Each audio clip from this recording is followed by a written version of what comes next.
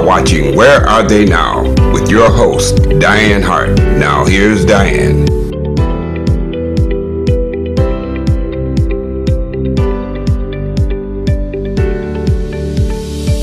Good evening. Welcome to Detroit Hot TV. Where Are They Now? I am your host, Diane Hart. I have the pleasure of interviewing Mr. Wali Ali, a bad musician, pop, folk, contemporary, and R&B. Good evening, Mr. Ali. Good evening, Diane, and thank you very much for welcoming me to the show. My pleasure. Thank you for joining me. So let's talk a little bit. Where are you from? I'm originally from Omaha, Nebraska, born and raised. Came to Detroit when I was 17, and I joined Motown then. You joined at a very early age. Yes, I was fortunate, very fortunate. When did you start singing? I was singing before I started playing guitar, but I only played guitar at Motown. I really didn't sing until later on. And as a matter of fact, when at Motown, Holland, Dozier and Holland started a company, and I started singing with them. They did a project called Yesterday, Today, and Forever, and I'll sing a couple of songs on that particular project. How old were you when you started playing the guitar? 11 years old. So I did my first professional job at 11, meaning I got paid. Did you learn at church or you learned on your own? I had a teacher, barber in the neighborhood by the name of Richard Gardner, and he taught me how to play the guitar. We had a barber in our hometown. He was an old guy and cut the kids' hair on Saturday. It was like a chore. So we had to be there all day. So this guy comes from the other side of town and he's doing covadises in 30 minutes and we all out by 12 noon. One day he's cutting my hair and he has this beautiful guitar over in the corner with the case up. I head straight for the guitar. I'm just waiting for him to say, boy, don't fool with that. He never said. So I played with it. And then eventually he took an interest, and then he decided to teach me. So he said, well, I'll teach you how to play. 10 at that time. You were 10? Yeah. They had floor shows at a place called Allen Showcase where they showcase talent, and I was able to go there and perform. You say you got your first paycheck at 11. Where did you perform? Allen Showcase. What the people would do, they would throw money on the floor. So you might end up with about $150, $200. Now I got to work all night for $150, $200. You earned $150 at 11. But you say, now I got to work all night. Wow. Tell me a little bit about who influenced you as you were growing up. See, I started singing before I played guitar, and I really liked Sam Cooke. The people in the neighborhood would ask me to sing those songs. One time I sang the song because we got the religion from the butcher, the baker, the roofman, the plumber, and they would tell you that you can't sing secular songs for Christian people, right? So a lady approached me one day and asked me to sing, and I sang the song For Your Precious Love. It was by Jerry Butler. And come to find out, she was a church lady, right? So I was so devastated. I said, oh my God, I done sang a secular song for a church lady. But she asked me to come and sing in church, and I was able to do that. So did they pay you at the church? No, you don't get paid at church. No. So Sam Cooke, were there some other people? Jerry Butler, but Sam Cooke was my main one because he was a leader of a group called the Soul Stirrers. Oh, okay. So I learned the gospel songs from him. Any song that came across the radio, I could sing it.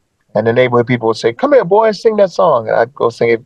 Whatever new song came out, I was able to sing it. So did you start touring at that age? 17. I started touring when I came to Motown. We were touring before Motown. I was working with a group out of North Carolina called the Funk Factory. Our drummer, he got drafted. So that ended the group. He got out of the Army on a technicality in a year, and he started working for Motown. I said, if you have any openings, you let me know. So he called me, and there was an opening, and they had my ticket, and they flew me to Detroit and started working for Motown. But I couldn't read music. Motown was a stickler for professionalism. They had these great arrangers, Paul Reiser, Hal David, and they would bring this music chart and would take 2 music stands to put it on there, and that stuff was like Japanese to me. I didn't know what in the world it was. It's like college. They give you an entrance exam, and if you don't pass it, you out. So I knew I was out. I said, well, it's just a matter of time for they come in and just tell me, look, get out of here. You can't read this stuff. Fortunately, we had producer Norman Whitfield, and Norman was doing the psychedelic stuff at that time. So he came in and threw the chart on the floor and told me what to play. So I was in. I said, cool, So do you read music today, or you just... I do. We work 6 days a week in Motown, so you had to learn. But I finally learned how to do it, yes. What other individuals did you play with? I had an opportunity to tour with Marvin Gaye. I toured with Aretha Franklin. I toured with Patrice Rushen. I was supposed to tour with Rick James. We couldn't see eye to eye. Rick had a movement. Instead of punk rock, his movement was punk funk. So he wanted me to braid my hair. He offered me $100,000. So I said, well, give me the weekend and let me go. And I prayed and I did everything. But the feeling would never leave me. So I told him, I said, well, I can't do it. And it was a good thing I didn't, because then they came back, they had lipstick and rouge, So I knew I wasn't going to do that. But Rick was a great employer, intelligent man, very driven. They always say a general is no stronger than his troop. And I think that was Rick's problem. Right. Everybody I worked with, Marvin the same way. Marvin, very intelligent. We toured with Marvin and came to the airport one time, and there were no limos. So we called Marvin and said, Marvin, there's no limo. He said, that's okay, I'll take care of it. About a half hour later, limos coming down the street. He called the funeral home and got limos from the funeral home. I was like, yeah, very brilliant,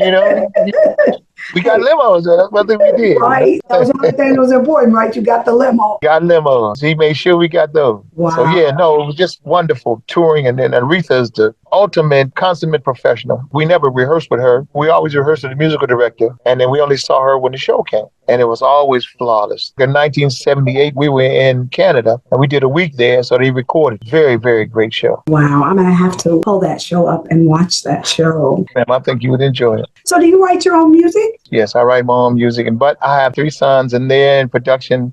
My oldest son had the opportunity to do the first commercial with Tyrese. When Tyrese did the commercial on the bus, my son did the music for him. And then all throughout Tyrese's career, my son did music for him. My middle son is a producer. He does project in Los Angeles. And then my baby, well, he was my baby. I have another baby. He's 32 years old and he plays guitar and he sings. And I call him the day walker. He has all my strengths and none of my weaknesses, But I have a 22-month-old son. I was about to say, you say you have a new baby. Yeah. I want to know what's new playing. Guess not yet. He ain't getting it yet. He's working on it, though. He always got a little song in his heart. That's what I love about it. But he's working on it. He's talking now. He's finally learned how to talk. So you have to be very careful what you say around him. Strapping him in the car, and I left my iPad on top of the car. Forgot it and drove off. I said, SHIT. And I didn't think he was paying attention to me. Now that's his favorite word. He was paying attention. He was paying plenty of attention. I said, you can't say stuff around these guys because they get it. Well, we're going to take a break and we're going to listen to She. Okay. And then when we come back, I'll ask you some more questions about that song.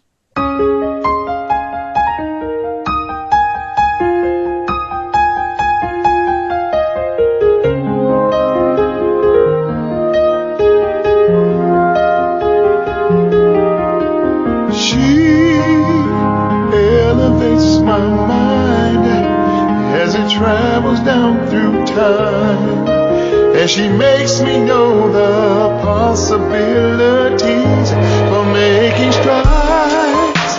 It takes me to a place and makes me feel a space between the heavens and the channels of my mind. And no matter where or no matter how I roam, I am always home. Home to see my worth on the place of my birth. She elevates my heart.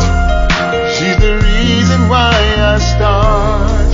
And whenever there's a chance for me to see how much she gives to the reason why I live, and no matter where I roam, home to see my worth. She is Mother Earth.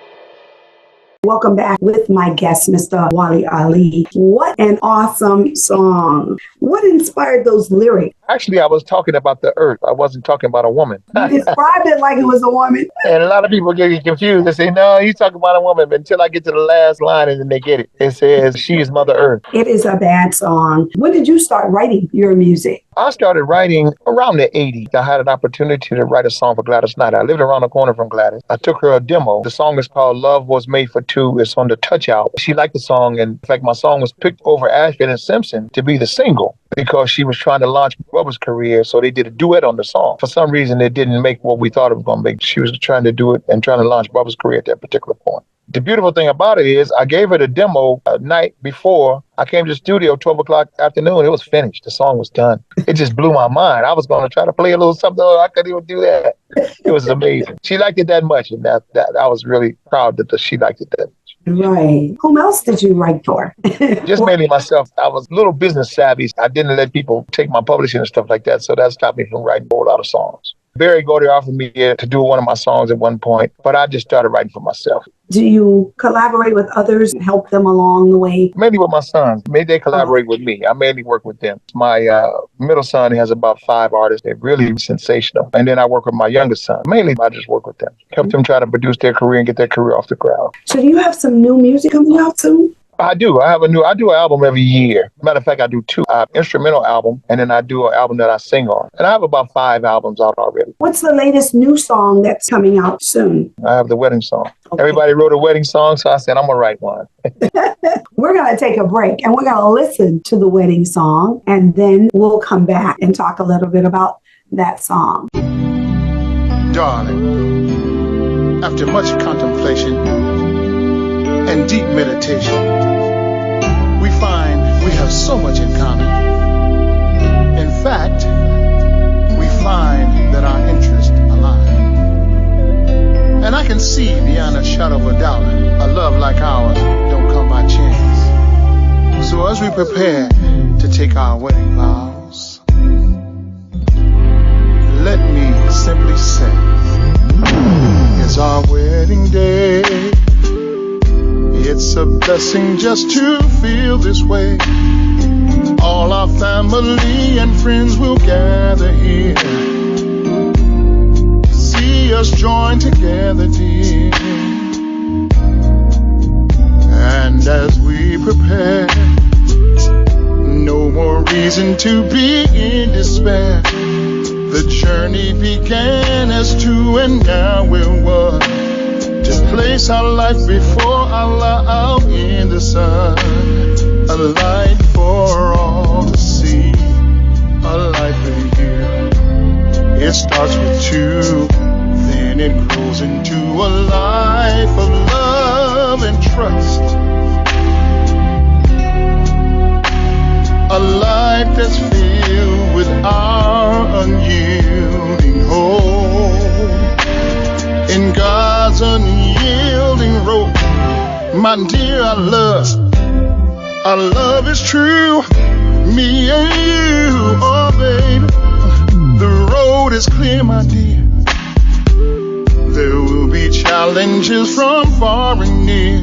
Our ideas will be our children, girl, they have to grow into the plan that God designed, dear, you should know. There's no way that we can lose. This plan's divine. Now it's time for us to pour the wine with no headiness. Our path is clear.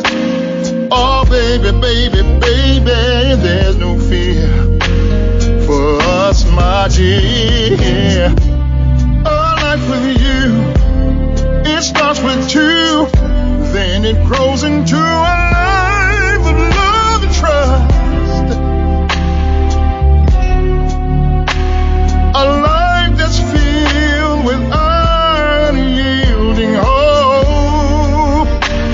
In God's unyielding road. Oh dear, my love, our love is true.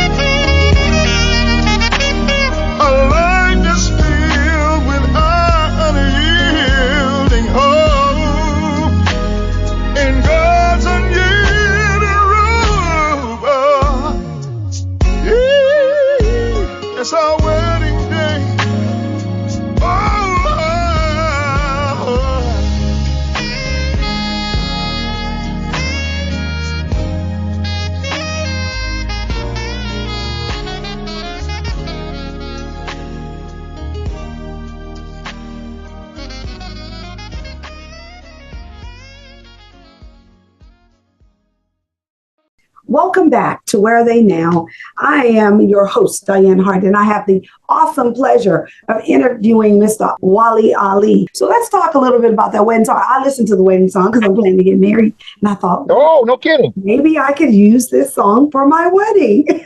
I will come and sing it for you, wherever you at. Oh, how about that? No, yeah. Don't you? I'm going to hold you to that. Hold me to it, because I most certainly will. I will do that. But yeah, it inspired me because really what happened was my son had the track, and when I heard it, I said, this sounds like a wedding song. Let me see if I can write a wedding song. And I wrote it. It came out pretty good. I think it's right up there with Luther Vandross's songs and all the rest of the wedding songs. Kenny Lattimore's song. I think it's up there with those. I think it's a bad jam. I sat here and listened to the song so that I was like, oh my goodness, okay, maybe I can use that for my wedding song. So now that you said you'll come to my wedding and sing it, that will be my wedding song. Okay. I appreciate it, because I most certainly will. So let's talk a little bit about giving advice to some of these young people. My first thought would be for you to understand that it's business. The creativity is done in the recording studio, and when you put the shrink wrap on it, it's business. But I also would encourage us to get into the other parts of the field instead of performing. You have radio. When Motown was growing up, radio was growing up too. So it was a very good situation for Motown. And we basically have the same thing now with the internet. You know, you have people that are pirates and they try to take advantage of you. When I was coming up, Barry Gordy got the record money, you got the tour money. That was clear. There wasn't no ifs, ands, or buts. You didn't have to worry about it. That's the way it was. Now they have what they call a 360 deal, where they try to get everything. They get some part of your streaming, they get part of your royalties, they get part of your television, they get part of your tour money. And I don't think that's a wonderful idea at all, because you wind up getting nothing really. Wow. So now is that the record company that's doing that? As the record companies, as Spotify, you know, if you go to a company for a record deal, that's exactly what you'll get. You won't get that from our label. Promise. Beautiful. You won't get that from our label. Loman Peterson will not do that to you. That's beautiful. Well, then I would suggest and give them advice to come to you. How about that? That's right. Absolutely. So are you doing any Southern Soul? I love it. As a matter of fact, I used to wonder where the basis of all our music came. Like I said, I came from Omaha, Nebraska, and I didn't really realize where it came from until I went to New Orleans. And then I found out where the basis of all our rhythm and everything is all from New Orleans. And it's such a beautiful town. I love New Orleans when I go down there. It's just beautiful. So are you going to consider doing some Southern Soul? You know, absolutely. I most certainly will, because I love it. I love it. So can I sign with your record company? You sure can. I was reading through your bios and all. I saw that you sing all kinds of music, but I didn't see Southern Soul on my list. So I'm like, where's my Southern Soul? Oh, yeah, no, we do Southern Soul. Absolutely. We got to have it. Yeah. You didn't tell us what school you attended when you got to Detroit. Where'd you go to school in Detroit? I went to Motown school. That's where I went. I was 17 and I went straight to Motown. And when I got there, the next year we moved to California. I got there in 1970. In 1971, Barry moved the company to California. So we all moved out there. I stayed out there for 30 years and worked for Motown 25 of those years. And where are you living now? I'm in Boston, Massachusetts. Oh, Boston. You've been out touring around the world. Where have you been? The only place I really haven't been is Africa. I've been to Europe, Japan, and the islands, Trinidad. But the only place I haven't been in Africa. I'm going to Africa this year, though. I made it a point. I'm going to Ghana this year. Absolutely. Yeah, that's wonderful. Let's talk a little bit about where your fans might find you. Well, I have a website, wali-ali.com.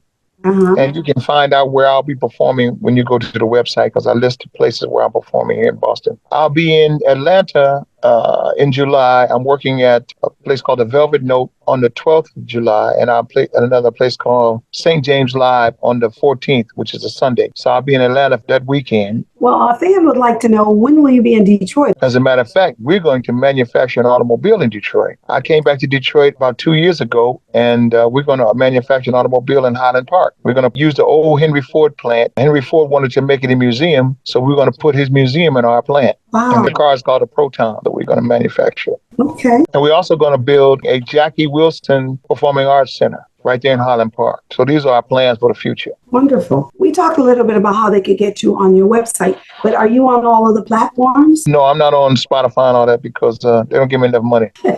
Are you on YouTube? I'm on YouTube. I'm on Instagram, Facebook. Okay. And what's your social media on Facebook? Is it just your name? Yeah, just my name, Wali Ali. Same thing on YouTube? Yes, ma'am. What else would you like to tell me about yourself? Every time you go somewhere, you live a lifetime. I lived a lifetime in Detroit. Then I went to to California. I lived a lifetime there. So you live a lifetime in most of the places you go. But the most thing I found is that people are so wonderful. They really embrace what you do. Our goal was to bring the big type Motown shows to the community. Right. You know, and I think it's hard for people because they've been so inundated with this non-music. When karaoke came in, I believe it really killed a whole lot of stuff because you don't have to be a great singer for them to applaud you. It's amazing. No, you really don't. That's probably the platform I can sing on. Professional singers, they don't stand a chance. Everybody says, get out of here, you're too good. Get out of here. But it's been wonderful. Yeah, I'm sure it has. What you love to do. I always tell them the guitar took me all over the world, expenses paid. All we had to do is get on the plane, go to the venue, go back to the hotel, go home, and everything is paid. They had to worry about anything. You know, such a wonderful thing. When you're out touring, how long do you typically stay out on the road before you go home? I don't tour anymore because I'm too old for that. But actually, I got called for the Michael Jackson This Is It tour. And I turned them down because I'm too old. They were talking about 80 dates. I said, no way in the world would I ever try to do that. We worked with Marvin. We were doing one-nighters. And Marvin was the kind of guy that if he didn't get his money, the show didn't start. So we were down south one time, and we started at 8 o'clock, and we actually didn't perform till 3 in the morning because Marvin didn't get his money. We finished at 5, so they told us, don't go to sleep. Go pack your stuff because you got to get on the bus. Man, 200 miles down the road before they knew I wasn't on the bus. I went straight to sleep. So did they have to turn around and come back for you? They had to turn around and come back. They were so angry with me. But listen, I couldn't help it. I had to go. I went on to sleep. I thought I was going to be all right, but no, it didn't work out. They told you don't go to sleep. They told me, don't go to sleep because you got to get on the bus. It's 5 o'clock. We're leaving at 6. I said, okay, yeah, right. They came back and got me there about 8 o'clock because I was gone. So how many shows do you think you'll do in 24 since you say you'll just take a few dates? Yes, I mostly work around Boston area here. I have about 4 or 5 dates a month in around this area here. I'm in Atlanta because I need to go down there for some other business, so I book some shows while I'll be there. But other than that, no, I'm around the Boston area. Now, you're going to Detroit to manufacture a car, but are you going to do any shows while you're in Detroit? Probably so. I'm thinking so. But it's going to be a while because we're about 5 years in the making for that particular project. So it's going to be a while. But, once we be able to perform in the Arts Center, if I'm still young enough, I might. But I'm 70 now. So like I said, I have a son that's 32, and he'll probably be doing most of the shows, not me. I'll be on the sidelines edging him up. You should continue to play until your fingers don't work anymore. You think so? I think so too. Absolutely. But, hey, it keeps you. They're not working really good now, so I'm about ready to cancel now. Well, you have a 22-month-old, so that tells me that you can still play. I can play, but he got me in the gym and everything. I'm working out and everything. I'm telling you, man, because that cat is a handful. Lord have mercy. You got him breaking around. You can't catch him. He's a handful. But I love it though. It gave me an opportunity to because I didn't get an opportunity to really spend time with the children when they were growing up. But now I'm with him every day, and it's really a beautiful, beautiful thing. It's really beautiful. And you're young, so you'll be able to play in Detroit, and I'm going to be in Detroit, so I can see you play. When are you going to be in? When are you going to Detroit? I go back and forth. So when you are going to Detroit, let me know. And make sure you let me know where the wedding date is because I'm coming. I'm telling you. No, I promise. You have to worry about that. We promise. I will let you know once we set the date. We're going to set it after this election is over. I'm a state representative here in Florida. Oh, okay. The campaign will vote in November, and then after that, we'll start to work on the wedding plans. I absolutely will. Can't imagine having you there to play live for me. Absolutely. I love it. I'm telling you. What a treat. I have friends all over, so I don't have to worry about a band. If you need a band, I can put a band together wherever we at, in Florida, Atlanta, wherever. I have friends. Wow. It's nice to have friends. So now you have a new friend. I have a new friend. I'm thankful. And please thank Pete for me, will you? Please thank Pete because he's the one. He's a very great man. I really appreciate him. Oh, yeah. Pete is an awesome, awesome gentleman.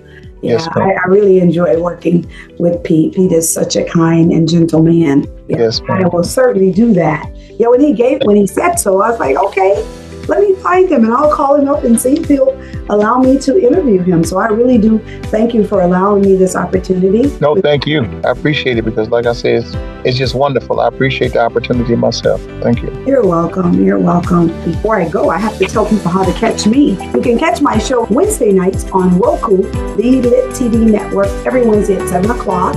And you can catch me on Thursday nights at 7:30 on Detroit Hot TV. Also go out to YouTube. Go to YouTube, like and subscribe to my channel, and hit that bell. They tell me that bell will notify you every time I come up on YouTube. So I'm learning some new things. But yes, I would love for everybody to do that. So thank you. You have a good night.